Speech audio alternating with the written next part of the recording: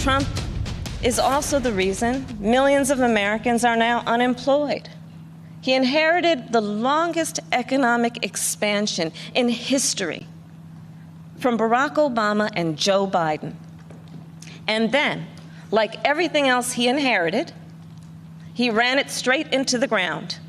This is what happens when we elect a guy who just isn't up for the job. You've seen her on those live hearings in Congress. You know she's a former prosecutor. That was a former prosecutor making the case against the sitting president. For his part, the president today tried a couple of attacks. He said, as you heard him say, she left the race angry, she left mad. He said she was mean to Joe Biden. And he said again today she doesn't like fracking or fossil fuels.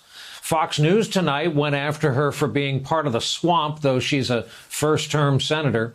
NBC News reporting tonight some Republicans are indeed worried about the mixed messaging. Quote, Trump campaign advisors and allies are expressing concern that the GOP's initial fumbling response to her selection signals there is no clear strategy to define the historic pick in the weeks ahead. Well, with us again tonight are two people who were with me live on television when the selection was announced. Claire McCaskill, former Democratic senator from the great state of Missouri, and Eugene Robinson, Pulitzer Prize-winning columnist for The Washington Post. So, Senator, you've had 24 hours to take it in, and today, additionally, 24 hours later, we saw the rollout. Granted, a muted affair in the middle of a pandemic. What did you make of seeing the ticket together and hearing them today? Well, considering that they had a real issue that they didn't have live feedback from an audience, I was very worried that it was going to be sterile and that it was going to be like fall flat.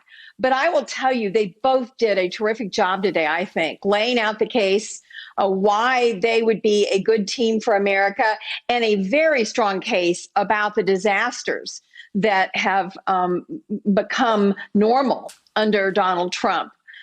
And I will tell you, the incompetency of the Trump campaign, that they can't figure out how to go after Kamala Harris. They can't land a punch. I mean, they just can't land a punch. They go back and forth. She's too far left. She's too far right.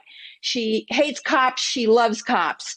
She is part of the far left. She is part of the establishment. I mean, they are really all over the map. And that just shows you that they do not have a good answer to the challenge that Kamala Harris presents with her addition to this ticket.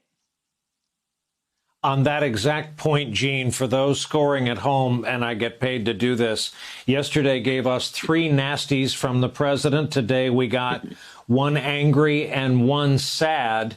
This is a challenge that they have thrown at Donald Trump. And to Claire's point, this boxes him in, at least rhetorically and at least a little bit. Right. He hasn't figured this out yet, and he may never figure it out. I mean, nasty is just sort of his placeholder insult for strong women who challenge him. And so that, you know, he would probably call my good friend Claire nasty if he, if given the chance. Absolutely. Now, today he went to, angry. And if anything, I mean, the one thing I do think we will probably see is a sort of him trying to paint Kamala Harris as an angry black woman. And so I think he's going to go straight for the racism and the misogyny in combined, the sort of daily double. And that's the only play he has come up with so far. He doesn't have any better attack on her, and that doesn't seem to take him very far. So this is really a portrait of disarray in terms of what the Trump team is messaging right now. And the president he's not even tweeting. There's his tweet so far about her was just anodyne and said nothing. So he doesn't know what to say.